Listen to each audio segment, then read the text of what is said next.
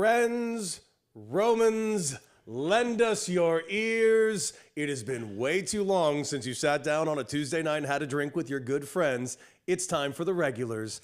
I'm Cody Decker. I'm Tanya Ray Fox, and I'm the reason that it's been so long since you've seen your friends. Oh, we will get into it because I cannot wait to hear about high school reunion. I can't wait to hear about your life as a Disney adult. And I can't wait to just hear about your overall traveling escapades. Yeah, there's a lot going on. Oh, and also I can't wait to find out why we can't do the show next Monday as well, because you're traveling again. So we will only be doing the show this week on Tuesday, Thursday, and then next week we're back on Friday. Yeah. Right. And I mean, listen, it's not my fault that I'm popular, right?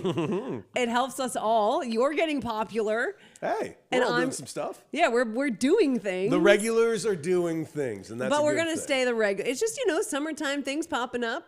But I can't wait to find out what this is. I really can't wait to find out what this is. I mean, I guess I don't want to like make it seem like it's that crazy. I'm assuming are you going to awards ceremony? No. Are you going to there is a gonna be sports event? No. Are you going to where the fuck are you going? There is gonna be an awards type thing there, but not for me. But there will be that happening. Holy shit, I can't wait to find out. That's a tease, ladies and gentlemen. Ladies and gentlemen, we will find out what exactly is taking place. But listen, it's been a wild couple of weeks. Obviously, we got a lot to catch up on. We have a new segment today, which we're calling Catch-Up Corner, where we actually are going to catch up on all the things that are taking place. And a lot going on with me, a lot going on with you. So why waste any more time? Let's just get right into it. And let's get to tonight's first headline. Tanya Ray, take it away. The New York Knicks just played the most dominant 10-game stretch in NBA history. Boy, oh boy, oh boy. They are in the finals for the first time since 1999, and New York is ecstatic. Yes. No one predicted this in the lead up to the postseason in our leading up conversations. Well, we knew that the Knicks were probably the best shot outside the Celtics, and once the Celtics went down, went down, because we all thought Celtics. We thought a healthy-ish Celtics after the season that they just had. I thought it was a layup, considering the fact that I thought the Eastern Conference. Let's be real clear. The Eastern Conference is a couple of steps below the Western Conference as of right now. So it's funny because the parity in the Eastern Conference is more because you don't have the teams like the Thunder and the Spurs and whatever. And they held their own actually against the West in head-to-head games as conferences. Yes, they did. So that was helpful, I think, in the playoff. Like, obviously, the thing is, the Knicks are hitting this. They're doing the exact thing we said that they had to do, which is like take advantage of the fact that like you have this team that is put together right now that works really well together and go on a heater against these somewhat subpar Eastern Conference teams. Not saying they're not playoff worthy or caliber, but let's be real. Like, there's a little bit of an easier path here. We've seen it, it happens. Let's be real. The Hawks are not the Lakers. No. The Philadelphia 76ers are not the Denver Nuggets. No, and it's so funny because when the Knicks were playing the Sixers, I put out, and then I was like rooting for the Sixers, whatever, because I'm not going to root for New York, right? Yeah. I'm going to root for the I understand you're a I'll root for Boston the girl Sixers. through and through. And whatever. And then they got their asses absolutely handed to them. And then in this series, I wasn't really rooting for anybody because there's no way you can get me to root for a James Harden playoff team. It's not happening. Well, don't worry.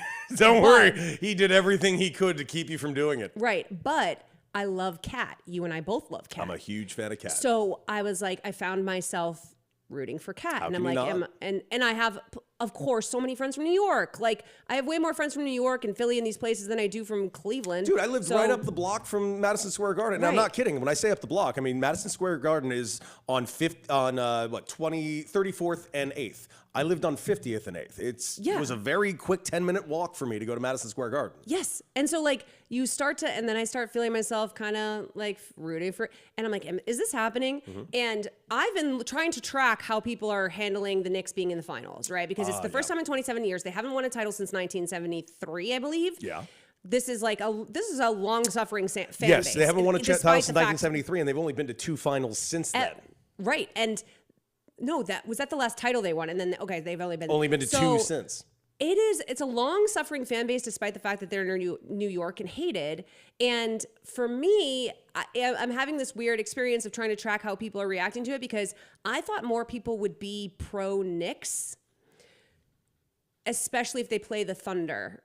But we don't know who they're going to play yet, and I think people are a little bit hesitant to get on the Knicks bandwagon before we know who they're playing. And we're going to get into that in our second topic, so I don't want to get too far into Knicks, of course, into Thunder Spurs. But I do think that I hate to say this, I really, really do.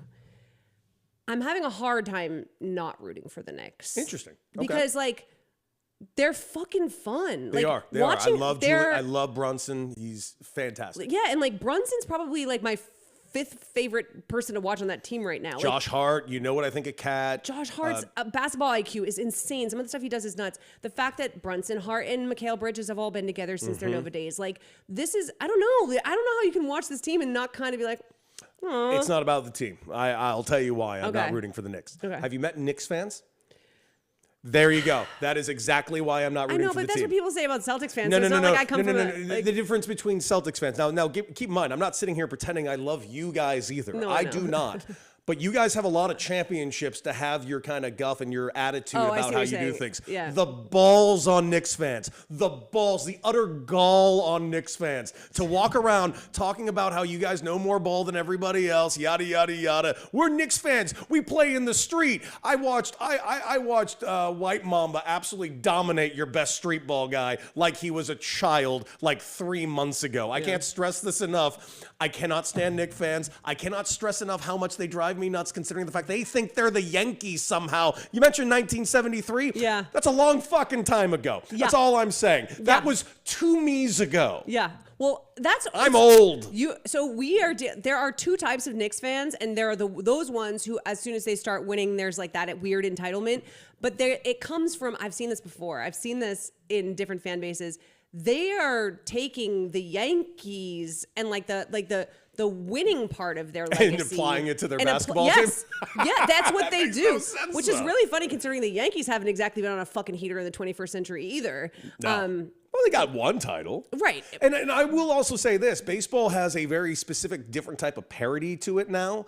Because at the time, the Yankees, the Bronx Bombers that we grew up in, they had a purse that the rest didn't have. Mm-hmm. They had a purse that everyone claims the Dodgers only have now. Right. Now everybody's got the Yankees money. So now it's also about developmental, and that's where things have kind of changed for the Yankees. They're just always going to be a little bit elitist, but it is, the thing that's more annoying is that if you talk to a Knicks fan outside of when they have a little bit of hope, they're so downtrodden. You'd think that they were Cleveland Browns fans. And so there's a juxtaposition of no, you can't be cocky now after you've been whining for the last 30 years. You guys wanted Mike Brown fired 2 months ago. I am exhausted. I know. I'm exhausted with your topsy. You guys wanted to kill Cat literally 3 weeks ago. That's New York sports. It's no different. I can't talk shit. You all owe Cat an apology. I cannot talk shit because Boston is just like this. I agree. They're just like this. Well, listen, we're pretty terrible out in LA about our Lakers too. But you know what? I gotta say, yeah. We have our issues. Trust me. Laker fans can be very elitist. Trust me, I'm one of them. We are elitist and we are annoying. Lakers fans are elitist about shit that's doesn't even make any sense. I agree. We have our things. Yeah. We definitely have our issues like everyone else does. But at least Lakers fans have witnessed a shit ton of rings in your lifetime as millennials. And also, I gotta say this: we really do legitimately like our team. Even this year, this team finished fourth in the Western Conference. Yeah. Since Kobe's last championship run, I have not enjoyed a Lakers season as much as I loved this season. Yeah, but I will say a lot of Lakers fans also were just so shitty about LeBron. They're always shitty about LeBron. Yeah. And it's all right, well, that was the only reason you guys made the fucking second round. So it is what it is. LeBron was amazing this year. At the end of the day, I think it's really hard to root against this Knicks team. The only way this is so I do want to make it clear. Their run right now is actually insane. Not only are they, is this the most dominant 10-game stretch? I mean, they charted it out, and I wish I didn't put it in the show, but they charted it out every single one, and it's insane. Not only is there that, and listen, these teams have not been strong. They've been playing against, but this is still nuts. That's No, not it's like a been crazy. normal thing to be able to do. But on top of that, they are the 8th team in NBA history to outscore their opponents by more than 175 points through the first 14 games of the incredibly postseason. dominant. Now, here's the thing. Each of the previous 7 teams that did that went on to win the championship. Of course, these correlations aren't always necessarily there, but every team who's ever outscored their opponents all the way to the NBA Finals prior to this has won the championship. That is generally because you're on a heater. Yes. And there's a team chemistry, there's vibes, there's whatever. There's all these things. There's no arguing that if you're going to talk about the 3 teams still left in contention, right? So the Knicks are going to come out of the East and the 2 teams in the West, that the Knicks are the weakest team in terms of like odds to win the finals. I think that is an unquestionable thing. Right. That even the most diehard Knicks fans, although then again, I got into a weird argument with Leon the other day about it. Legitimately, I actually left the bar because I didn't want to deal with this person anymore. O'Brien's? Actually, it was at O'Brien's. I'd be like, close me out. I'm not dealing with this child. But it was simply this. You're right about this issue. Like I was watching ESPN Sports Center this morning, like at literally 4 a.m. while I was driving into the show. And there was an interesting point made by one of the analysts, and I really thought your point was very good, with the exception of one thing that I feel like she didn't add. And she was like, it's not about the what, just about the what. It's also been about the how. And she's talking about not just that this team has been winning, but how they've been winning, how dominant they are. She left something out that I thought was extremely important, though. It's also the who. And the who is the thing that's really concerning me for the Knicks. The fact that the Knicks just swept this series and now have an 8-day off before they take on 2 teams that will be primed and ready to continue rolling. Like, both of these teams that are going to be coming in are going to be ready to take them on. And here's the thing, and I actually asked this about Derek Fisher because I said to him after Game 3 one thing, and then after Game 4 we both looked at each other and said something, and I was actually surprised we had this take. I initially said, if I'm a Knicks fan, I'm rooting for the Spurs. I'm rooting for the Spurs because the Oklahoma City Thunder will dismantle the Knicks. Dismantle them, I thought. The only issue with the Spurs is that's Wemby, and that's a problem.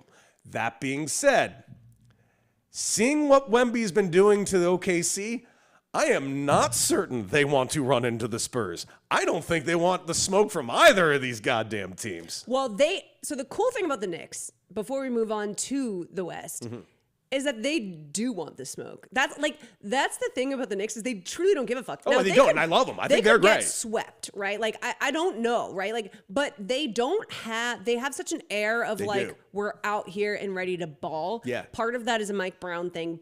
He's got them passing the ball. I thought they had that kind of last year, though, too. Well, but Mike Brown's got them moving the ball around a lot. That is true. They're passing it so much more, which gives them so much more freedom and like lightness to the way that they're playing, and it also gives them the opportunity to build on the chemistry that pre-exists with so many of their players. And so they're a very don't give a fuck team, and I guess listen, going up against one of those teams is going to take a matchup. It's going to take a lot of drawing some things up. It's going to take adjustments. It's going to test Mike Brown. Yeah. But like, and the rest is definitely, that's a long time to wait. There's always a little bit of, I don't like the length in between the Eastern Conference Finals or the Western Conference. By the way, I Finals did ask Derek about this, Derek Fisher, and I was very clear. I'm like, really, honestly, is this a thing? And he just was like, dude, it's actually a thing. Yeah. Like, the rust will be very real to them. And he cited this very wisely. Game 1 of the Eastern Conference Finals. What the Knicks were in that first half of that game was a very massive juxtaposition of what they did in the second half. Maybe they do start out, maybe they go down 0-2. This team is so capable of winning 4 games in a row. I agree wholeheartedly. So it's interesting. But here's the thing. I'm just going to get it out before we go to the next topic. If it's the Thunder, if they are facing the Thunder, I'm putting on record, I'm rooting for the goddamn Knicks. I'm not. If it's the Spurs, it's. I don't want to listen to New York Knicks fans all offseason. I really don't. Yeah, I don't mind that. Really don't. Again, like Really I know that your Lakers system isn't built for this, but like I'd rather listen to Boston fans celebrate all season long. I'd rather watch that. I would have rather you guys had another parade in Boston. Well, you've already seen it. You've already seen it so much. I have. I'm used to it. It's fine. I don't care. Yeah, you're like, it's old hat. It kind of makes me go like, well, now it's our turn type of thing. No, can't. I don't. Knick fans. Also the audacity. thought? And I'm actually going to not throw my friend Craig Carton under the bus, but I'm going to cite Craig Carton because there's Okay. something Craig Carton always brings up, and it's about Philly fans. He's like, oh, those. Is he a Knicks fan? A big Knicks Okay. fan. He's like, all those animals in Philly. You know, they get a celebration and they act like they're doing all these things. They're climbing poles, embarrassing themselves. Craig, I saw the video of outside Madison Square Garden. There's a lot of pole climbing going on around Madison There's Square always Garden. pole climbing in these northeast. I know, but yeah. you can't get mad at Philly when you guys are just as culpable. I'm not saying it's a bad thing or a good thing. Well, it's I'm funny. just saying you do the exact same Everybody thing. in New York Knicks fans. is like bragging about how like Manhattan's gonna be insane, New York's gonna be insane, the city's It gonna be would be. insane, and they're right. They would be nuts. They're right, but you can't brag about it and then be like, oh, but the animals in Philly. And to be fair, I mean, to Craig's credit, nobody fucks up a city like Philly. Like they are weird. They are weird. Like they get weird. In fairness, with it. they party. He's not wrong. They party hard. Yeah. And to be fair, Knick fans haven't had a chance to party. And I will say this, and I do agree with Craig and a lot of people when they say this. If the Knicks were to win the finals, the parade for that will be the most packed New York City because has ever been. that is the quintessential Boston team. Yeah, it's the last one. But it's the quintessential New York team. Sorry, Yes. It's like that's their sort of like, you know, the Rangers and, you know, the Yankees and whoever else. Like right now, the Knicks in the zeitgeist and sort of like how long they've been waiting. That's the team that they want. Yeah, and So. trust me, living in New York the years I did, if you put a championship in that city, and that's the thing, like New York Yankees, when they win a championship, yeah, it's awesome, but it is up in the Bronx. Right. A championship in the dead dead- dab middle of Manhattan, Right. Dude, that place is going to be chaotic for like a month. I mean, and listen, it's already chaotic. Mocha just got back from there. Mocha, can you imagine if the Knicks win the championship? I'm going back. he's going to be a Knicks fan. He's switching teams. We had a good run with Mocha. It's fine. If we lose him to New York, I'll follow you out there. It's a great place to be lost. I love me some New York. It really is great. So that's it for headline number one. But headline number two We're kind of is transitioning relatively in. adjacent. Yeah, I just do want to talk about the West a little bit because there's a couple things going on. There's two specific things I want to ask you and talk to you about. Talk to me, Goose. The first is we have noticed, and everybody has noticed increasingly, that Shea Gilgeous-Alexander is falling a lot. Like to the point where there are supercuts, massive, like seen 'em crazy all. edits, right? Seen 'em all. And some we are know about bad. this. We know about the flopping. This is not new. Everybody's complaining about it. But as it's gone on through the playoffs, it has aggravated people more and more. Last year, it seemed like it was like a regular sort of situation that we were whining about. It has gotten to the point where people are genuinely not enjoying watching the games. Like it's just under people's skin. The numbers are there. He's falling a lot more in the series against the Spurs. Likely because they're playing more physical. Likely because you have the Wemby factor. There's a lot of reasons. This is clearly strategic. Yes. Right. But I can't stress this enough. I have seen every supercut. Okay. Some of it looks really bad. Really bad. Like really, there are literal shots where SGA specifically folds up like a chair. Like he just folds up in like a suitcase on the ground as if he was shot 17 times. I've never, It's something. Cody, I've never seen anything like it. It's something. And I'm not, I'm not like that. I'm not hyperbolic when it comes to like anything an athlete is doing, because it's realistically, I don't put these guys on a pedestal as players to begin with. Me neither. I've never seen anything like what SGA does. And I know Thunder fans get so in their feelings about it. And the fact of the matter is, I'm not telling you not to fucking root for him. And I'm not telling you he's not a great basketball player. I've just never seen anything like this. Yeah, and by the way, Thunder fans, get off your high horse and trying to defend it. It's okay that he does it. It sucks. I don't like that he does it. Just like I'm a Luka fan. Lakers, go Luka.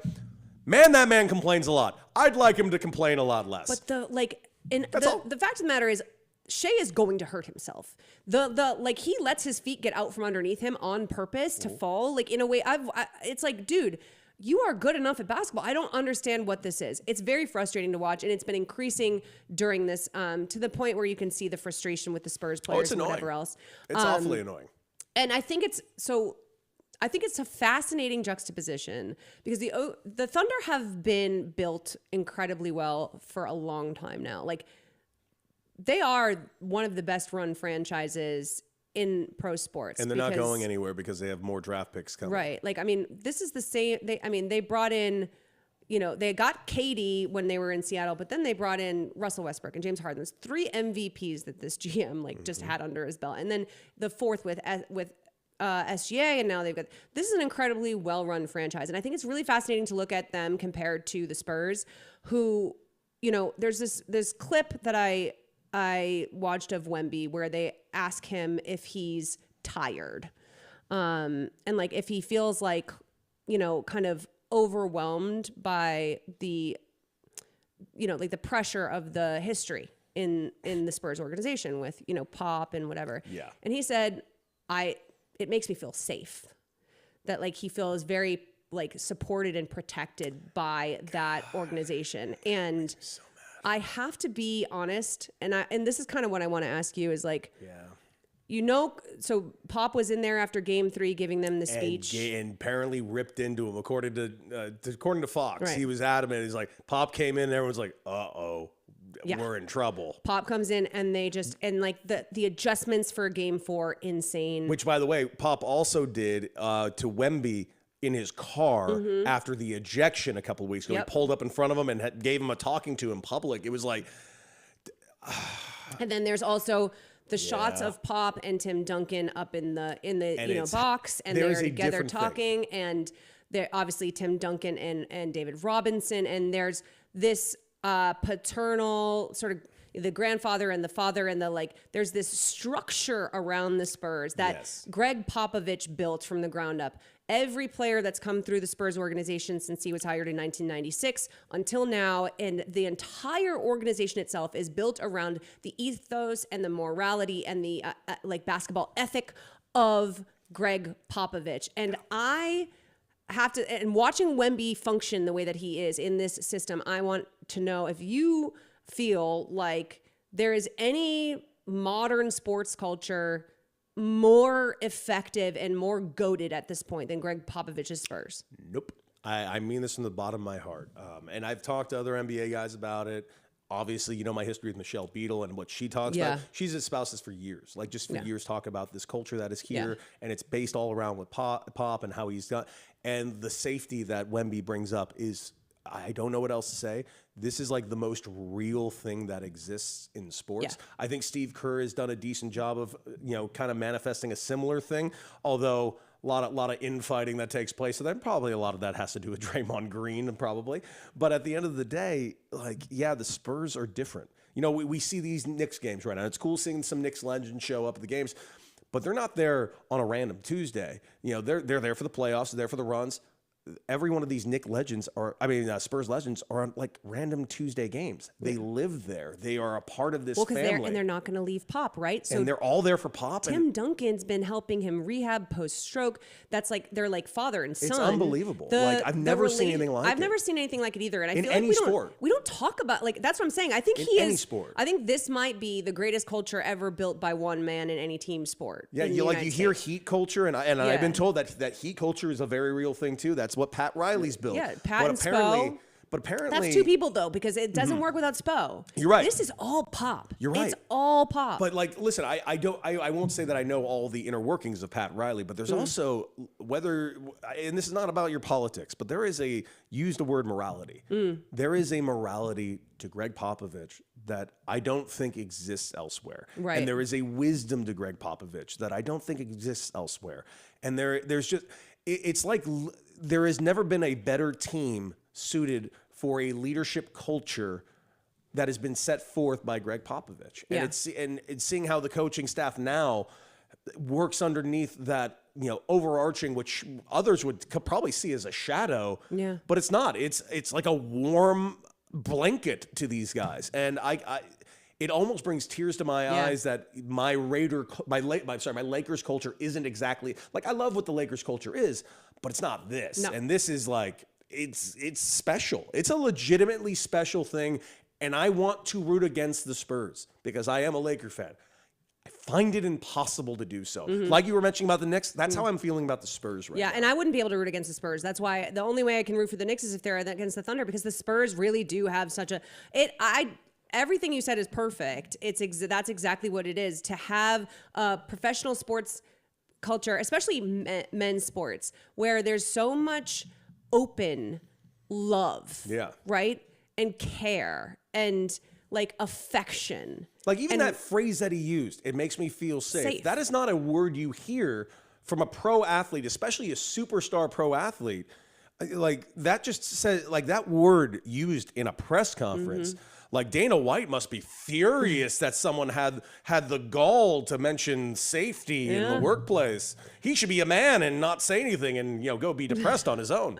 And that's the thing is Wemby he says, I'm not afraid to show my emotions. I'm not afraid to be vulnerable. And I think, it's like how was this man drafted to the perfect fucking team for him? I don't understand. Because they tanked for him. Like, I know, but like the timing of it was so it really was perfect. And for him to land there is so perfect. It's just a really beautiful thing. And while Pop is still around and while he's still a part of the organization, I hate to not appreciate it while we're seeing it, because Pop obviously he's not gonna be around forever, but the culture that he's instilled obviously into everything from their head coaching, and all of it is promoted from within. The Spurs are kind of like an interesting modern example of something we don't have anymore.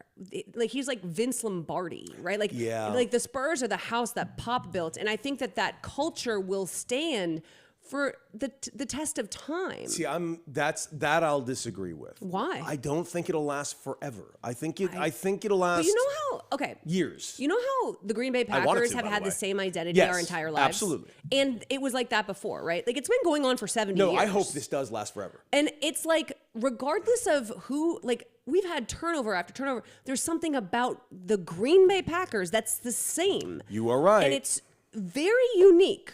You are right. And I think that's what happens is like it's maybe it's a little bit metaphysical. It might be a little bit metaphysical, a little bit universal. But there's something when there is this, because a big thing about Vince Lombardi and that era was that he was also wildly progressive for his time. Yes. One of the only. And it's like these people who have a little bit extra, bring a little bit of extra ethic and morality, that it might last forever. Maybe, but this is why I don't think it's going to last forever. And by the way, I'm sorry that I'm seeing the darkness in the future at some point. Well, because someday, of course, he will pass on, and I think that culture will continue to live on for years to come. Someday that team will be sold. Private equity will eventually probably own that team. That's the Packers difference. And that's when it eventually changes. Packers will never be sold. That's the difference. Someday this team will be sold to a private equity firm. That's because that's what it is. And okay, as long as it's currently under its ownership. Yes, but at some point they're gonna sell. And because I was gonna say, who else really gives me the same vibe is the Chicago Bears. Again, been owned by the same. You know what else gives me that vibe right now? The San Diego Padres just sold to a couple in private equity. Padres don't have that. They don't have that aura. Right they don't have that aura, but they have that family. Oh no, I know, but like that idea that like no. Like I can't stress enough. The Spurs are one of one. Yeah. I'm just talking about like that kind of family type of thing. Sure. Now that Mr. Sadler sadly passed and the family sold the team to a couple that maintain that they are going to continue the same values that Peter Sadler set. I hope that's the case. I'm inclined to not believe it's the case, but I'm going to remain hopeful. But I've just seen what happens when private equity gets involved. Well, either way, I'm loving that we're getting this era of Pop ushering in the new generation with Wemby. I couldn't agree I didn't more. know we were going to get it. It seemed like we weren't going to get it. It's been when amazing. Pop, had his issues, and so can I say I'm enjoying this version even more than Pop coaching him? Like seeing Pop being like this Gandalf figure. He's literally Gandalf. That's such a good way to put it. Like he disappears and he shows up at the last minute at Minas Tirith. And then he's got, and Tim Duncan, like with the gray hair and he looks so fucking cool. That whole team's cool as hell. And then David Robinson's still around, looking great. Like still has the most defying shoulders in the NBA. Even now. I don't know how. The whole thing is iconic. So yeah, we know we want the Spurs. We want the Spurs. We want the Spurs to win it all. I definitely want the Spurs. We No definitely don't question. want the fucking Thunder. I do not want the fucking I can't Thunder. watch the flopping anymore. I the game's about to begin in a few minutes, and I hope they start beating the shit out of them. You know what? Let's see. Let's see. All right, let's get to number 3. And Tanya, I had actually no idea this was going on. I'm really glad you actually. You know, spotted I'm this. always on it. Thank you. I had no idea. I didn't even know that the Supreme Court was involved with this. Oh, okay. So please enlighten the people. Headline 3. So the Supreme Court has rejected the NFL's bid to move the Brian Flores bias racism claims into arbitration. So just a quick Cliff's Notes. Yes. Brian Flores, we know about the lawsuit he filed against the NFL, Yes. along with Steve Wilkes, a couple other people, for racial bias, discrimination, after he was fired from the Dolphins. That has been going through the court system for a minute. Yes. And he's been, originally it was argued by the court that it had to go through arbitration. Certain parts of the case had to go through NFL arbitration. The Second Circuit Court of Appeals said, no, this can't go through NFL arbitration. It's a conflict of interest. Essentially said the NFL's arbitration is illegal. Like, I mean, this shit is like not, like you can't, no one in their right mind would say that this was an unbiased, even if you tell us there's a third party. The NFL appeals that, and so it's been going up, and now they appeal it to the Supreme Court. And the Supreme Court has now denied the appeal. And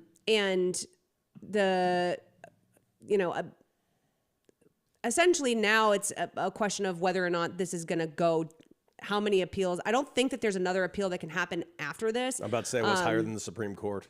So they've said that it cannot go to arbitration, which means now that this goes to open court, as long as there's no other shenanigans that happen. This is a huge win, obviously, for Brian Flores. Yes. Massive win for Brian Flores for diversity in the NFL and for the claims. Also sounds like he might have something. Well, I mean, he absolutely has stuff. No, we kind of even. No, I mean like in writing. Well, what do you mean? Because they keep denying. I mean, this is really just about whether or not any sort of lawsuit under these conditions are suitable for NFL arbitration. I don't know if they're looking specifically at any legitimate evidence. But the other interesting part of this is that the NFL is currently, while this has all happened, concurrently cooperating with the NFL, with the Florida Attorney General on their The Rooney Rule investigation into the Rooney Rule. They have said they're going to cooperate. Of course they are. Right. So the NFL, so originally there was the investigation into the Rooney Rule that they said that they were going to potentially launch. The NFL changed the wording to the Rooney Rule to try to appease the Attorney General. The Attorney General came back and said, now that you've changed the wording, we actually distrust you even more because this means that you actually were trying to do biased hiring. And so now we're going to launch a full investigation. And the NFL How is said that the Rooney Rule biased hiring? It's ensuring that people get interviews. What the fuck are we talking about? I know. This is a fucking clown and it's show. barely doing that. I mean, It's the Rooney barely doing it. the And I Rooney Rule mean is barely. like Is this a flawed. fucking joke? Yeah. Like, did I just fucking take a time machine to 1946? Like, are we actually discussing this? Well, you know how this administration feels about DEI, and they think that the Rooney Rule It's is an DEI. interview. I'm aware. It's not it's not saying you must hire certain. It means you must interview a percentage of. What? So I here's the feel thing. like I'm taking fucking crazy pills, Mocha. You can't. They would never win in court. They'll never win in court. It should never get to court. But this is the problem. It probably This should have been an email. It probably won't, because what the Florida Attorney General really wants is what he's going to get, which is the NFL just having a reason to scrap the Rooney Rule altogether before it even gets to court. And that's what's going to happen, because guess what? It's not in the CBA. It's not contractually necessary. And that's what it's a whole thing. So while that's happening, this is happening. These two things are contradictory, right? They're completely contradictory. Good. I hope it blows fucking everything up. And it is, I mean, open court, NFL and open court. Please. I don't think people understand. That's a big deal. I get cameras We in there. rarely get it. You better make this an OJ trial. We rarely get well, Open cameras. I want to see everything. Yeah. I want to see the blood. I want to see someone put on a glove. Meanwhile, Brian Flores is still the defensive coordinator of the Vikings. Yes, he is. One of the best coordinators in the league. Has been for years. Just like, this is insane. The whole thing is insane. I forgot about Wilkes and how he got done so dirty by Carolina. No, it was Arizona. Oh, Arizona too. Jesus, Wilkes really fucking wears it everywhere. Screwed. Dude, in and that guy's a Arizona. hell of a coach. He got screwed in Arizona. I forgot about Bad. the Arizona thing. Bad. So yeah, this is something that I'll be tracking. I obviously, I've been staying on top of all of this stuff with any sort of like NFL litigation, NFLPA stuff, kind of a beat of mine. So I'll be staying on top of it. But I do find that these, I just want people to understand that if this is a situation that does go to court, an NFL, a racism case against the NFL It's in fascinating. open court, the last time that the NFL was sued was for something to this effect was by Colin Kaepernick, and there was a settlement. So and it appears that Brian Flores ain't looking for a fucking settlement. No, he So- ain't. Oh, man. Brian Flores might be owning a franchise by the end of this shit. You know what? That would be great. I would love this. That would be great. Oh Yeah. my God! So yeah, we'll be keep your eyes tracking on that. that, and let's hope the whole system just kind of burns a little bit. Mm-hmm. All right, let's go over to Media Corner, and boy, oh boy, am I excited to talk about this because I've noticed a lot of keep your politics out of my sports crowd is shutting the fuck up this week. Oh no, I wish they were shutting up. Oh no, it's actually the opposite. They're not shutting up. They're talking about how great it is when they do it. Mm-hmm. Boomer.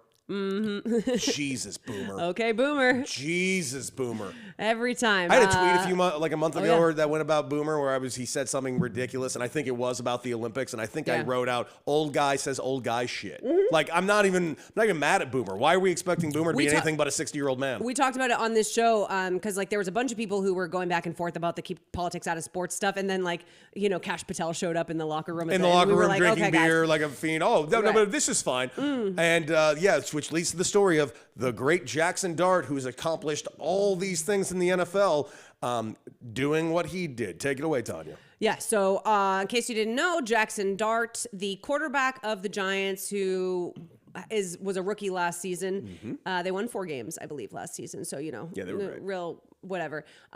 He introduced Donald Trump at a rally. No. I want to make this abundantly clear.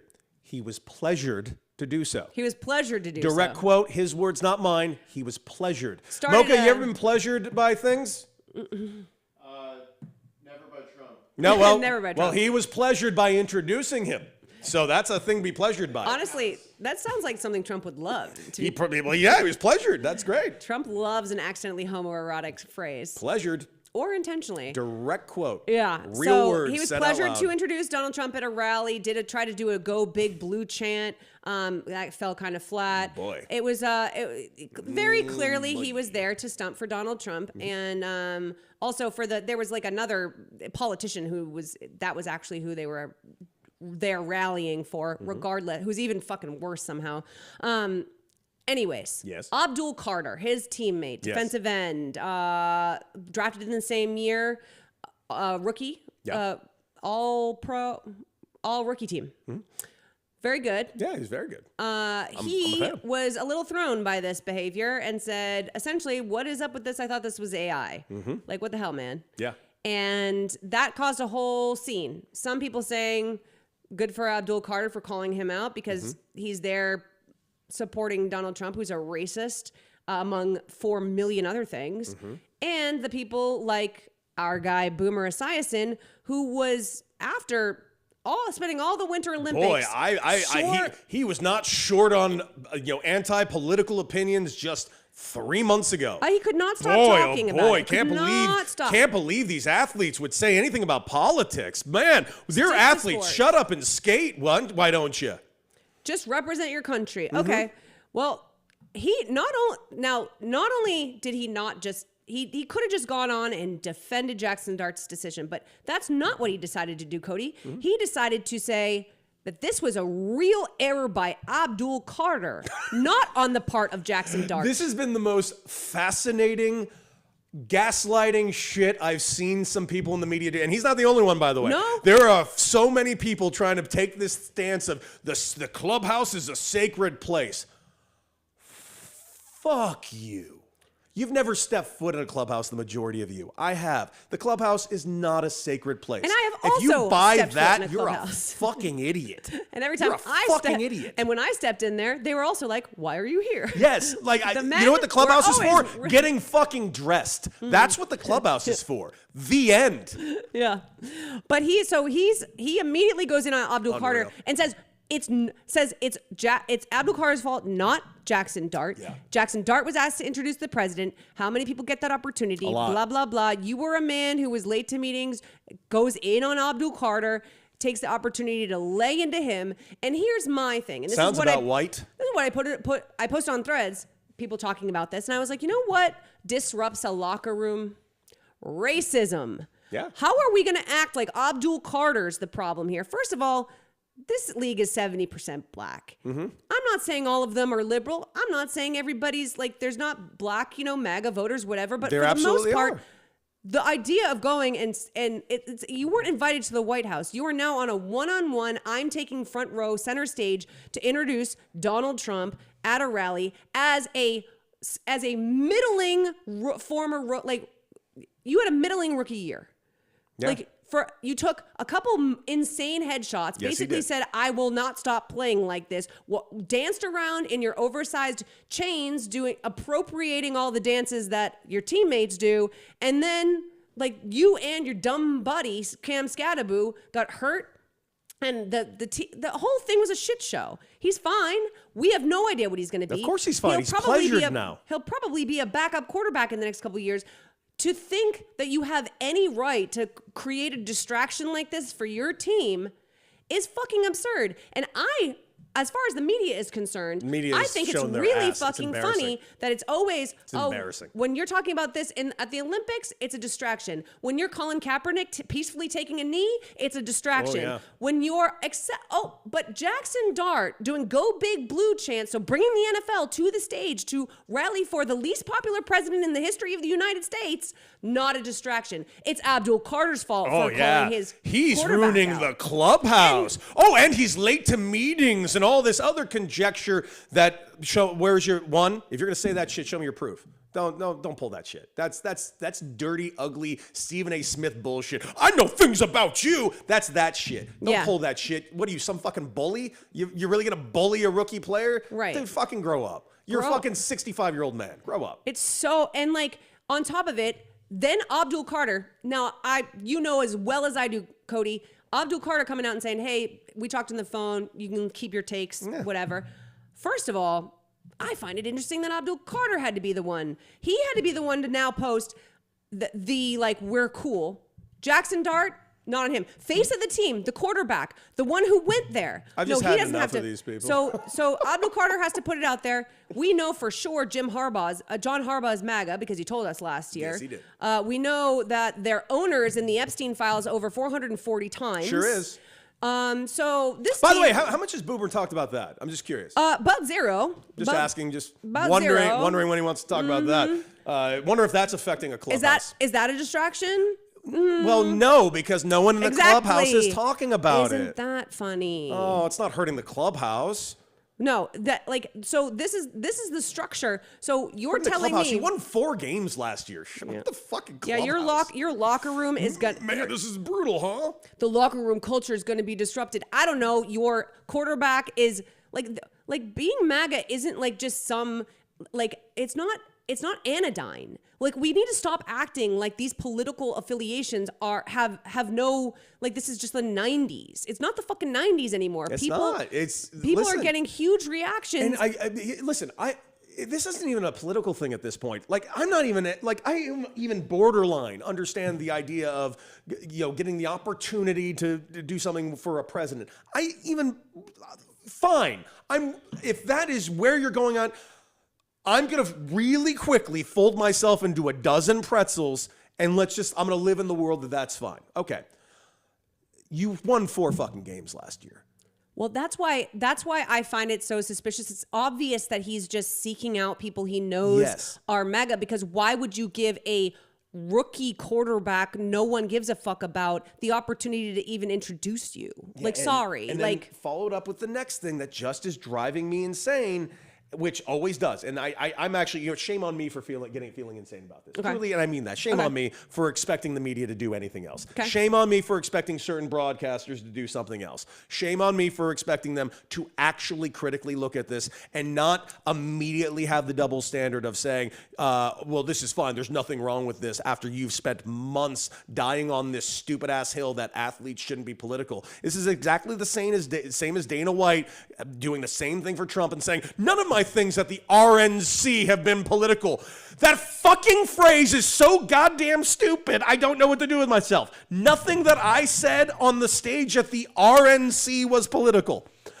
I want to put my head through a plate glass window with these idiots. I know. And it's insulting to my intelligence and to the intelligence of every sports fan that allows them to placate themselves and allows them, dare I say, quoting Jackson Dart, to pleasure themselves.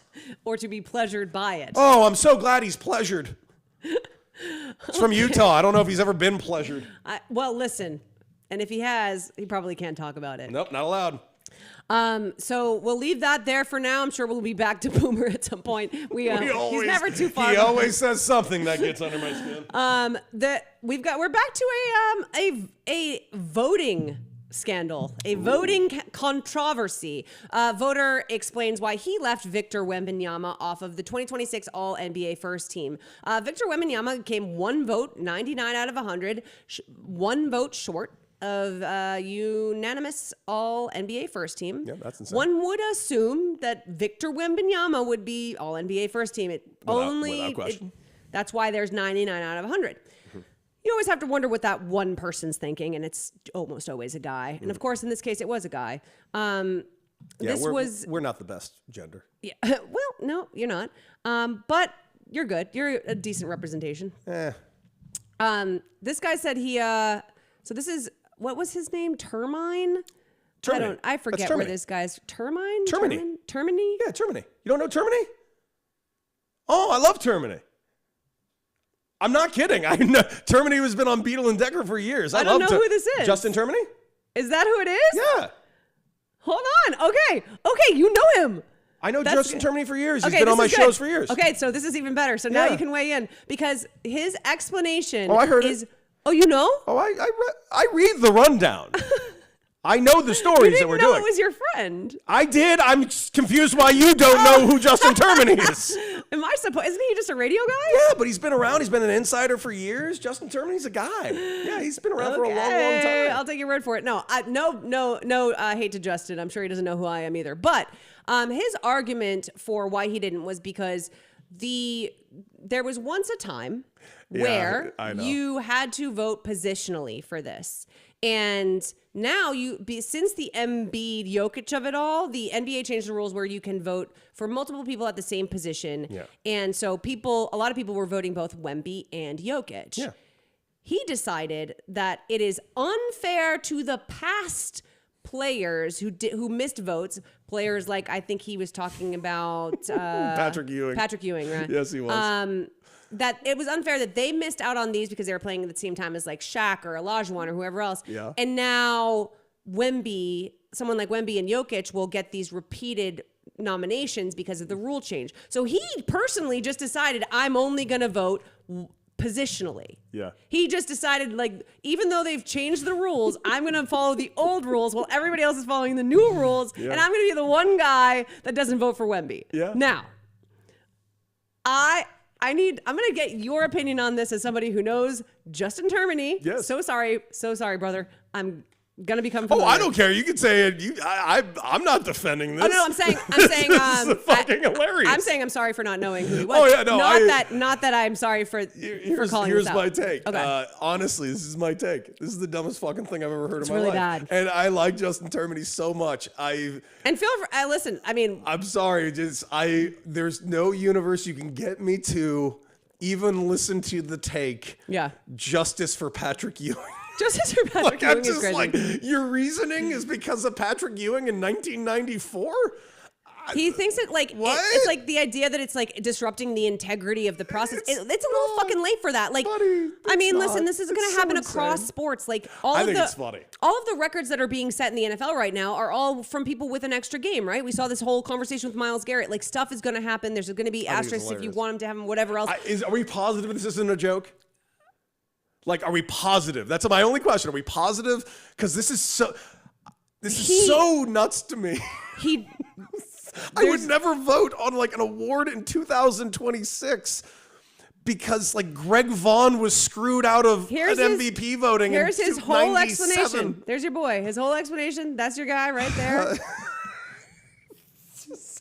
I hate to break it to you, but it's, and listen, I don't get it at all. I don't like when people in votership groups like this, right? I really hate when people decide that their personal framework gets to override the way that everybody else is voting. And like, what makes you, again, no hate, but you aren't exactly Bob Costas. Listen, why just are you because- acting like wait, you real aren't? quick? Just because I've worked with him and I'm friendly with him does not mean you need to hold back. No, this is so stupid. I'm not saying, I'm saying like, I'm not actually trying to be hilarious. rude because neither am I, but like, you're not Bob Costas. What makes you think that you can just decide? Oh, what and by the way, if your Bob Costas did this, I'd be like, Bob, what the fuck are you doing? But again, at least, but then people could be like, oh, well, who do you guys think you are? And we'd be like, fair point. Well, he is at least Bob Costas. Right. But like, if you're Al Michaels and you call it the Miracle Game, okay, now I understand why you have such a fucking ego. Where's your ego coming from that you've decided that the framework you need to work around is to make sure that Wemby isn't treated better than fucking Patrick Ewing? I'm sorry. Just the fact. Insanity. I mean this from the bottom of my heart. If this was his reasoning, Justin, this would have been my biggest secret. He's right here. I would have taken. I would have taken it to the grave. You're acting I would like have never told anyone Why do you ever. keep saying if? Because I said can't. it. I know. I'm hoping it turns. I'm hoping in 3 days he says it's a bit. Well, either way, the vote went a different way. I know. So it's just, either way, the vote did not go to Wemby. I did it for Patrick Ewing. Is so funny. Well, I mean, It's not just- specifically. I think it's not just Patrick Ewing. But no, he specified Patrick Ewing, and so that's what I'm paraphrasing it to. Yeah, but For better or worse, it reminds me of that old. Remember when Rikishi you're right, ran he over did- The Rock? He did kind of like. He make no, it he didn't about kind of. Patrick. That's what he said. It's like He said because of Shaquille and Olajuwon, Patrick Ewing never got these I things. was hoping that he was just like using it like as like there's been a bunch of Patrick Ewings over the years, but no, he was like specifically hung up on Patrick Ewing. he really Is wants. He really wants somehow Is he vote a for Patrick Knicks today. fan? I guess he is. I guess. Listen, I can't stress enough. This is.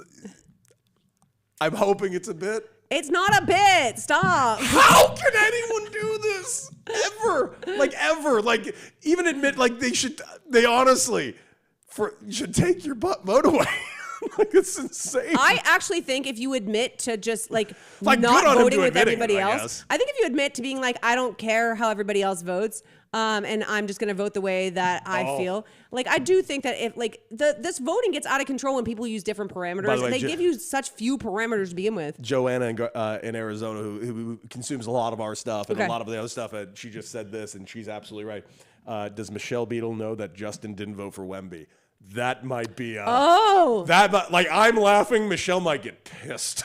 That's because he's been on with you and Beetle. Oh man, I'm not telling her. Joanna, you tell her. I'll tell her. You tell her. I ain't telling I'll tell her. I'm not saying shit. I'm gonna save Justin Termini's life is what I'm gonna do.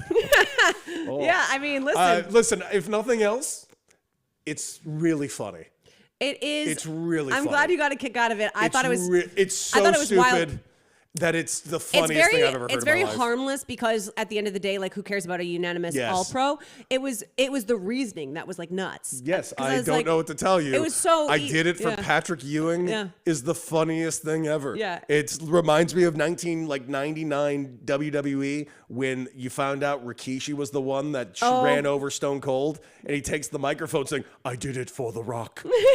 That's what he's doing right now. I did it for And Patrick Ewing. meanwhile, Patrick Ewing's like, can you not? Like, Patrick Like Ewing's Patrick not Ewing's like, yeah, please don't rope me I'm into this. good, dude. the pity vote 34 years later. I'm stealing this and talking about this on the show tomorrow. I have to. This is too funny. I'm so sorry, Justin. Oh my God, this Lo is insane. siento. Oh man. Listen, this is how I learned who he is. Hey, listen. So you know what? He made a name for himself. He's getting some play out of it, Yeah. as he should. So, by the way, he's on NBA radio on Sirius XM. This is not me being a dick. I can't know everybody who's on every radio station in the United States. He's also in New York, and I worked with him in New York. I get it. I just wanted to make it clear I wasn't making fun of you for not knowing who Justin Turner is. I know you weren't. I want to make it clear to other people that like this, that I'm not being a dick, being like, I don't even know who he is. Yeah. I literally just like, this That is makes a radio sense. guy. Well, you don't listen to Yeah. NBA radio on Yeah. Sirius XM. Yeah. I have a lot because I used to be employed by them. No longer. Tough look for you. Well, God, You know, NBA radio. Listen, man. I've never been quiet about how much I love Odyssey. Listen, and NBA radio. You know what's great is having a baseball guy and a basketball guy on mornings from 6 to 10. I think that's the sweet spot of radio, and that's what I would like to listen to. Well, it's funny you say that. It actually is the sweet spot of radio. It's known as Morning Drive here in Los Angeles, California, and everywhere else. It's been we're doing a new segment. Get ready for this, Mocha. It's called Catch Up Corner. And why are we doing Catch Up Corner? Quite frankly, we haven't seen each other in a few weeks. We've been texting, obviously, but she's been all over globe-trotting the East Coast, and I have now started my new gig, mornings in Los Angeles, and a brand new radio station, 97.1 The Fan, LA. Please give it a check it out. It's the first sports radio station on FM in Los Angeles. And, a weekend, me and Derek Fisher, the show's called Derek and Decker. It has been an absolute blast. I can't stress enough how much I love the energy of sports radio and talking to listeners that are calling in, and we're very much into. Thank God, Odyssey is in the modern era. We have a great YouTube channel. We're interacting with the chat a lot, which is great. That's awesome. Okay, so that you've been getting good chat stuff on YouTube. Great chat stuff, and a lot of our listeners here have been joining us over there as well, and it's just been great. It's been a phenomenal. You got some loyal listeners. I mean, people want more Decker. I'm very lucky with the few that have joined me, like Joanna in Arizona. No, Joanna, you have to keep telling them that you want Tanya on as a guest. Oh, you'll be on as a guest. You don't need to worry about that. You will 100% be on. I should. You know what? I have to call in. You do. Oh my God, no! I have to call in as a fan. You should. Throwing your Boston accent is like, I don't know. I do think that Jaylen Brown. Derek Fisher's like, what the fuck is going on? He's like, I think Brown does need to be traded. Yeah. That's what I think. I think he does. What about you, Fish? What do you think he got to be traded? I need to do this. Okay. Oh, it might be the first time I finally get to hear your Boston accent. Yeah. And maybe I won't even know it's you. You didn't notice at all when we did our Zoom show that my accent had started to pop out at all? There was a word or two, but it wasn't much. It started to pop out a little bit, but then, you never really know. But I could feel it, and I was like, Cody would love this. By the way. This is true. Zion the Meek says the show has been great. Been able to watch at work on YouTube, and you are killing it. Also, funny watching Derek fume when you beat him in games. Yeah, we do a lot of trivia games, and unfortunately, I know everything, and so I keep are you winning. Good at trivia? And he keeps losing. And listen, Derek Fisher is a very big sweetheart. Derek Fisher does not like to lose. He has this thing. You guys are professional athletes. He puts his fist out to fist bump me. And he just does this. Good job. And he's legitimately mad. That's how I would be. And it's great. I love it. I'm also deeply competitive in that way. Yeah. And especially if it was trivia, I'd be so pissed. And by the way, Derek Fisher has been fantastic, especially a guy who's never really done a ton of radio. And he is just a wonderful guy on and off the air. And we went to the Dodger game last night. Those of you that watched the Dodger game, we were behind home plate. And I was rocking a very normal shirt that I would always wear, a black baby large t-shirt that was squeezing the life out of my body. Why? Because they gave me the shirt, and they heard when I said large, they heard baby gap large. and I had to go there suffering in this shirt that was cutting off circulation, but it had a huge 97.1 the fan logo on it. So that was some good viral marketing. It's like I was promoting Smile Free. You were your own billboard. Yes, I was. I ain't scared to do it. I'll whore myself out. I ain't scared. Yeah, you gotta. You kidding me? I'm like, every time they were like, "Hey, do you know anything about this product?" And I look it up, and it's just like, "Oh, dick pills." Yes. If not you, then who? Yeah. People Why need not dick us? pills. Why and not who's us? better to tell them than me?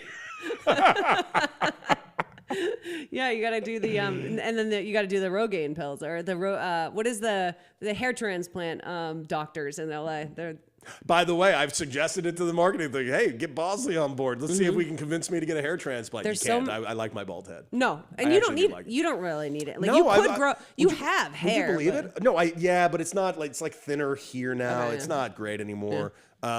It wasn't even great Your when I head was is still like rocking extra it. shiny right now. I did shower and shave right before Okay. we started the show. I wanted to gussy up for our first time together again. Thank you for coming and looking nice. You're welcome. A little extra set of turtle wax. Yeah.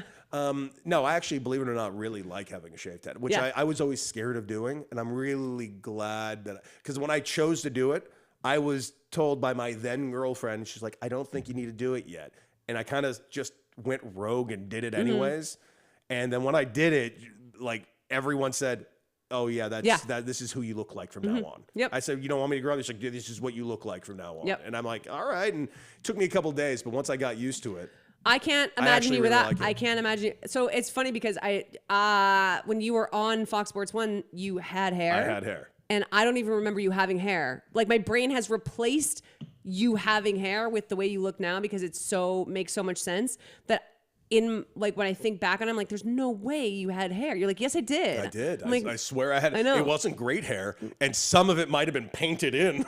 but like you had it. I had a great wardrobe and makeup girl who's just like, so what do you want to do? I'm like, I don't know. Make it look not shitty on TV. Yeah. Well, luckily, like if you're far away from the camera. No, I was fine. It really wasn't that bad, but it wasn't that good either. It was. No, For you're me, good it was now. time to go. Yeah.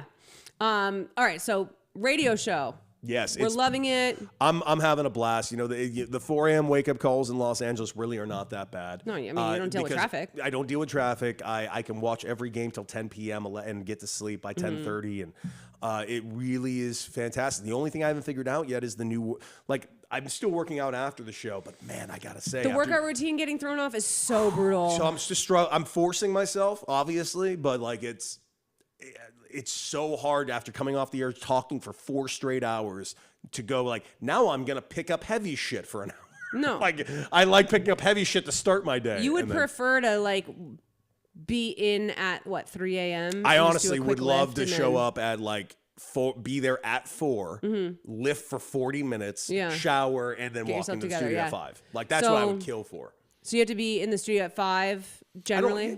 Roughly, I like being in there an hour ahead of time. Well, especially right now. Yeah, As I you- like prepping and like, you know, I kind of have a very Yeah. good workflow that I like to do before shows. I think we're gonna find a way to break you into that gym. Don't tell them that I'm coming up with this plan. Please, No, please. I'm- I'm just kidding. I'm 2 weeks back into being employed again. Don't I get know. me fired yet. You're like, I already got cleared by HR. They did my background check. Now you're trying to This plan company's crimes. already fired me like twice before. They don't need it. They don't need an excuse to do it a third time. planning crimes on the I actually on the love this company. podcast. But I'm not kidding. I've said it before. I'm going to say it again. It's a dream job. It's Yeah. a legitimate dream job that I've wanted to do since I was a little kid.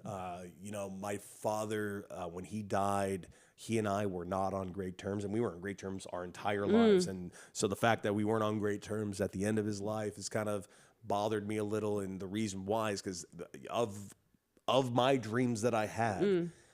I wouldn't say he put them on me. That's not what I'm saying. But these were his dreams. Like his dream was to be a baseball player when he was a kid. And once he realized he had no athletic ability, he wanted to be a radio LA disc jockey. Wow. And he had some opportunities and he did do a little bit of it, but he never really did it for a living. I've had the luxury and opportunity to be a professional baseball player for 11 years and then work in this realm for now the last 7.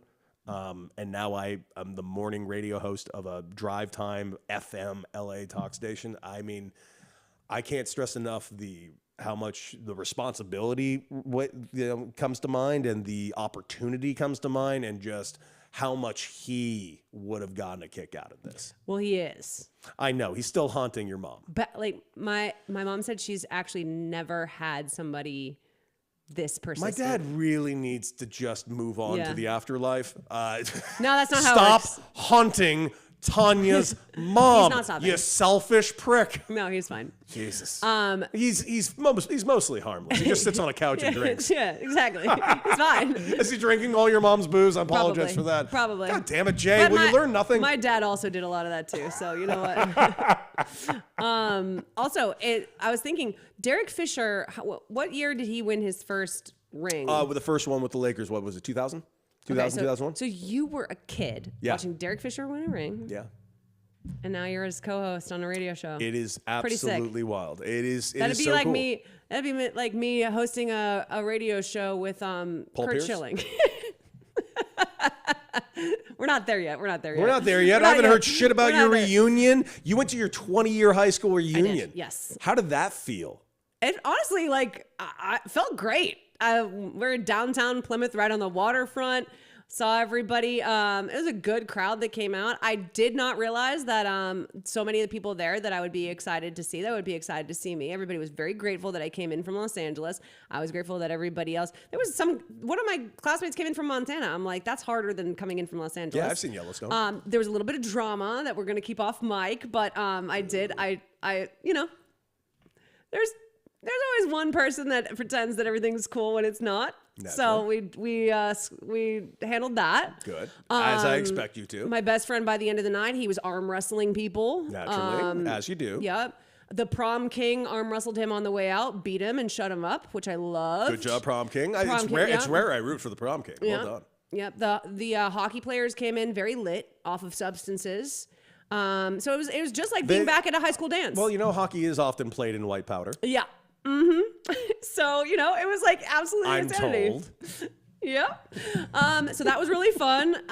Then a day later, I flew to Disney World with my mom and my two sisters. First girls trip, family trip in forever. I grew up going to Disney World. My mom would take us to Disney World. That was her thing. She's a creature of habit. So once she found that routine of like, this is a vacation that we can go and do. Originally, we would go do it with my grandfather who lived down in Melbourne Beach. And then we just kept doing it. So we had been a ton. But as adults, I'm living across the country. When was the last time I went on a vacation with my sisters and my mom? God, forever ago. How long has it actually been? It's been, I mean, Pre-COVID? the four of us. Oh yeah, absolutely. I mean, the four of us haven't been on a trip away from like outside of our weddings, right? wow. Like in forever. So like, obviously we're all together in Miami for my wedding. We're all together in, whatever for Angel's wedding, but like that's a difficult thing to pull off, and especially Disney. So we did 5 days down there, just the girls. It was epic, but Cody. But Andrea loves Disney. Okay. Mama Fox loves Disney. yes. She is a Disney adult in the way that like she just it's her like comfort place to go, but she's not one of those people that's like a creep about it. Okay. I grew up going in the in the 2000s. Mm-hmm. It is like a corporate hellhole now. Yeah. The reason I enjoyed it was because I was with my mom and my sisters in places that were familiar, and we got to do some cool new things that they were excited to show me. The rides are obviously really great, but like it's not the same thing it was. Like, you don't just buy a ticket and go to the park. No. We spent more time on apps getting lightning lanes. Dude, it's so bad, isn't it? It was so fucking bad that I was like, I hate it. It was so awful. My mom is a like annual pass holder. I'm there on a cast member pass because Chris works for ESPN, so we get but like, because we're not actually paying for the big packages, they make everything actually harder on you than it's Cody, like it sucks. I don't understand how, like, I know why my mom does it, and I know that she is like it's like she knows her way around. She knows all the places. She knows how to do it. She boom, boom, boom. Yeah. But in terms of like just regularly that being the spot, I get so like, I mean, part of this is because I'm an insufferable like jerk, and I'm like, all I can think about is like fuck late stage capitalism. Yeah. Like I can't, like there's a part of me that can't escape it every time I'm thinking about all, like paying to get on rides that I paid to. It drives me fucking nuts. I'm like, how does this not irk you every time you step into this goddamn forsaken park? So I'll tell you this. Part of why, and it's also Disneyland too, because last time I went to Disneyland, It's the same thing. Same thing. Yeah. The only difference, and this is honestly what I've always given Disneyland over Disney World, but I also understand people have the opposite feeling towards it. Disneyland I love because you can do everything in a day. Like literally get it all done in a day. Now with this new system that they have, they sure as hell have made it harder to do everything. They've made it so much in a harder. day. You can't, impossible. It probably is impossible. Yeah. Now, Disney World, you can maybe do 2 parks a day, maybe. It's like that difficult. You can't.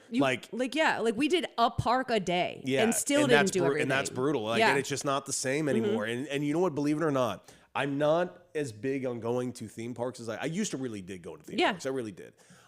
Except, you know, ones I don't like. I hate the Six Flags and just like the roller coasters. You know what I like? And this is true, and I'll freely admit this. What I like about the Disneylands of the world is that the rides that you do occasionally, they tell a story. I like being told stories. Yeah. Which is why, actually, believe it or not, Universal Studios Hollywood is still my favorite place. It's to go. actually amazing. If I go to a theme park, I prefer, 1, really accessible. 2, a lot of fun stuff to do. 3, if you go at like 10, you can really do everything and feasibly be out of there by 3 or 4 and have like a really full day. Yeah. And I don't know, I actually kind of appreciate Universal Studios a little bit more because they've kind of like gone out of their way not to be Disneyland. That being said, I don't think they're great. It's just like, if I choose Universal Studios. That's what I'm saying is like they've taken all of the like being able to just have the magic of being in, like, you're supposed to feel like you're in a bubble, right? You're supposed to feel like you're in a bubble of whatever. And I think my mom feels like that when she's down there. And I certainly did, but it was only because I was with my mom and my sister. Like that part of it was like, I couldn't go do that under any other circumstances. Like I couldn't just go with anybody else and have the same experience. It literally was only so cool and made me feel like a kid again because I was with my mom and my sisters, right? So like that was the thing. I don't know how people make it a regular thing without that. And maybe lots of people have that. I'm sure a lot of people do, but yeah. So amazing trip with mom and sisters. Minimal fighting between the four girls. Done. We did pretty well, all things considered. Good job. Great meals. I will say the people who work there, very, very hardworking people who I respect very much. And yeah, the next time we go on a girls trip, I'm like making them go to like Pelican Hill with me or something. I love it. I love it. Well, you know what? This has been a lot of fun catching up. And of course, we're going to be doing this again on Thursday. And I'm actually, because we had so much to catch up on, we didn't really get a chance to talk about Curt Schilling and the fact that he's a fraud and never at any point had blood on his sock. I mean, he did have blood on his sock. Whose blood? Not his. Well, whose blood was that? Well, now wait, you've just debuted a new potential theory because I was hearing spaghetti sauce before. I've always said marinara, but you know what? Now if you're adamant it's blood, then whose blood was it? Because sure as shit wasn't his. Sure as shit wasn't his. And I know he didn't get into a fight, that soft ass Curt Schilling. So who willingly gave him blood?